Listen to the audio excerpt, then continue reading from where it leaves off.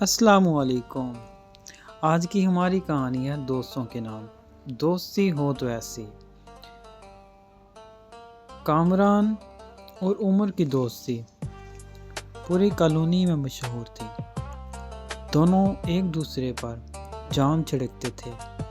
سب کامران کو پیار سے کامی کہتے تھے۔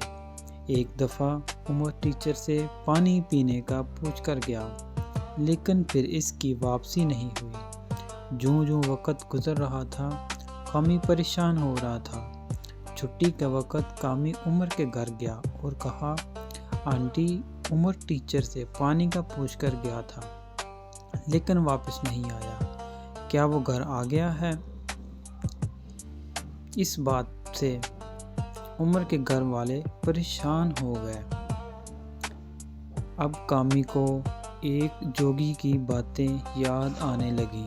ایک دن جوگی نے کہا تھا، اب میں بوڑھا ہونے والا ہوں، کاش کوئی میرا بیٹا ہوتا، اس کو میں تمام نسخے بتاتا اور وہ خوب دولت کماتا۔ اتنا کہہ کر جوگی نے چمکدار نظروں سے عمر کی طرف دیکھا تھا۔ اس پر عمر نے جوگی سے کہا تھا کہ آپ سمجھے میں آپ کا بیٹا ہوں، مجھے تمام نسخے بتائیے۔ یہ تمام باتیں کامی نے عمر کے والد کو بتا دی اور کہا، ہو نہ ہو یہ جوگی کی کارستانی معلوم ہوتی ہے۔ اب ہر کوئی جوگی کی تلاش میں نکل گیا۔ کامران چلتے چلتے جنگل پہنچ گیا۔ شام کے سائے بڑھ رہے تھے اور کامی لگاتار چل رہا تھا۔ وہ واپس مڑنے ہی والا تھا کہ اسے زمین پر گری ہوئی کاپی نظر آئی۔ کاپی اٹھائی تو وہ عمر کی تھی۔ کامی کو سراغ مل چکا تھا، اب وہ واپس نہیں جا سکتا تھا۔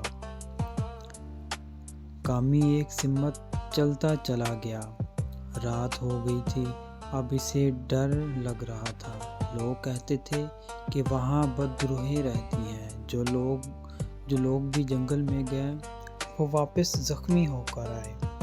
ابھی وہ سوچ رہا تھا کہ اسے دور آگ کا شعلہ نظر آیا۔ کامی نے سوچا، ضرور کوئی انسان وہاں ہے اور یہی وقت ہے اپنے دوست کی مدد کرنے کا۔ ہو سکتا ہے جوگی صبح عمر کو کہیں اور لے جائے۔ کامی ایسا بغیر آواز پیدا کیے بڑھتا رہا۔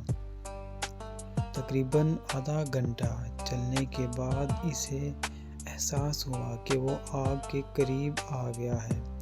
وہ رک گیا، اس کا سانس پھول چکا تھا۔ اس نے آگ سے پرے نظر ہٹائی تو اسے ایک جھونپڑی نظر آئی۔ کامی جلدی سے آگے بڑھا اور دوسرے درخت کے تنے کی طرف گیا، پھر رک گیا۔ وہ آگ کے قریب ہو گیا اور دیکھا کہ ایک پتھروں کا چولہا بنا ہوا ہے۔ آگ پر کوئی برتن رکھا ہوا ہے جس میں کچھ پک رہا ہے۔ وہ بار بار جھونپڑی کو گھور رہا تھا۔ اسے یقین تھا کہ جھونپڑی میں کوئی ہے۔ اچانک جھونپڑی سے کوئی باہر نکلا۔ یہ وہی جوگی تھا جو سکول کے باہر بیٹھ کر بچوں کو کہانیاں سنایا کرتا تھا۔ جوگی برتن پر جھکا کچھ دیر دیکھتا رہا، پھر جھونپڑی میں چلا گیا۔ جھونپڑی کی پشت پر ایک درخت تھا۔ کامی آہستہ آہستہ اس درخت کے پیچھے چھپ گیا۔ اب اسے جھونپڑی ہی نہیں بلکہ اندر کا بھی سب کچھ نظر آ رہا تھا۔ ایک طرف سے پردہ ہٹا ہوا تھا۔ اس نے دیکھا کہ عمر رسیوں سے بندھا ہوا ہے۔ اس کا دل چاہا کہ بھاگ کر عمر کی رسیاں کھول دے، مگر احتیاط لازم تھی۔ وہ نہیں چاہتا تھا کہ اپنے دوست کو چھڑاتے چھڑاتے خود بھی پھنس جائے۔ جوگی پھر اندر آیا اور بندھے ہوئے عمر سے مخاطب ہو کر بولا، برخودار، بس 5 منٹ ٹھہر جاؤ، دوا تیار ہو رہی ہے۔ جب تمہیں پلاؤں گا تو تم اپنی یادداشت بھول جاؤ گے، بس تمہیں یہی یاد ہوگا کہ تم میرے بیٹے ہو۔ آگے بڑھنے سے پہلے تمام دوستوں سے گزارش ہے کہ ہمارا چینل سبسکرائب کر لیں اور آگے دوستوں کو بھی شیئر کریں۔ آگے ہم شروع کرتے ہیں۔ عمر بولا، تب تم ایسا نہیں کر سکتے، مجھے چھوڑ دو۔ جوگی غصے سے بولا، تم ہی نے تو مجھے کہا تھا کہ مجھے اپنا بیٹا سمجھو اور تمام نسخے مجھے دے دو۔ عمر بولا، میں نے تو تمہیں انسانی ہمدردی کے لیے کہا تھا۔ لعنت بھیجتا ہوں میں ایسی دولت پر، تمہیں احساس نہیں کہ میرے گھر والوں پر کیا بیت رہی ہوگی۔ جوگی بولا، مجھے دوسروں سے کیا لینا دینا، مجھے تو تمہاری ضرورت ہے۔ اگر میں کامیاب ہو گیا تو تمہیں میں بہت دور لے جاؤں گا، جہاں ہمارا ڈیرا ہوگا۔ بیوقوف لڑکے، یہی تمہاری چیخو پکار کوئی نہیں سنے گا۔ میں تمہیں جب وہ دوا پلاؤں گا تو تمہیں اپنے باپ کا بھی ہوش نہیں رہے گا، اور جو کچھ میں کہوں گا وہی تم کرو گے۔ تم پاگل ہو ایک دم۔ عمر پوری قوت سے چیخا۔ بس 2 منٹ ٹھہرو، یہ کہہ کر جوگی جھونپڑی سے باہر نکل گیا۔ کامی نے سوچا یہی وہ وقت ہے اپنے دوست کو چھڑانے کا۔ وہ یہ سوچ کر دھڑکتے دل کے ساتھ جھونپڑی میں داخل ہوا۔ جب عمر نے کامی کو دیکھا تو کامی نے ہونٹوں پر انگلی رکھ دی اور سرگوشیانہ انداز میں بولا، شاید میں تمہیں جلد کھول نہ سکوں، لیکن تم فکر نہ کرو، میں تمہیں دوائی پلانے نہیں دوں گا۔ اتنا کہہ کر وہ تیزی سے باہر نکل گیا۔ وہ پھر درخت کے عقب میں چھپ گیا۔ اس نے قریب پڑا ہوا ایک پتھر پکڑ لیا تاکہ برتن پر دے مارے، لیکن جوگی جھونپڑی میں واپس نہ آیا۔ کامی دبے پاؤں آہستہ آہستہ چولہے کی طرف بڑھا۔ جوگی سیاہ چیز کو برتن میں انڈیل رہا تھا۔ کامی پیٹھ کے بال لیٹا رہا، اس کی نظریں جوگی پر مرکوز تھیں۔ اچانک جوگی نے دوائی چکھی اور مطمئن انداز میں سر ہلانے لگا۔ ظالم انسان، کامی بڑبڑایا اور یہی بڑبڑاہٹ اسے لے ڈوبی۔ جوگی ایک دم ہوشیار ہو گیا، جیسے اسے احساس ہوا کہ اس کے نزدیک کوئی دوسرا بھی موجود ہے۔ وہ چوکنا ہو گیا۔ کامی کا دل دھڑکنے لگا۔ جوگی وہاں بیٹھا چاروں طرف دیکھ رہا تھا۔ وہ سیدھا جھونپڑی کی طرف چلا گیا۔ مٹی کا برتن جس میں دوائی تھی وہیں پڑا ہوا تھا۔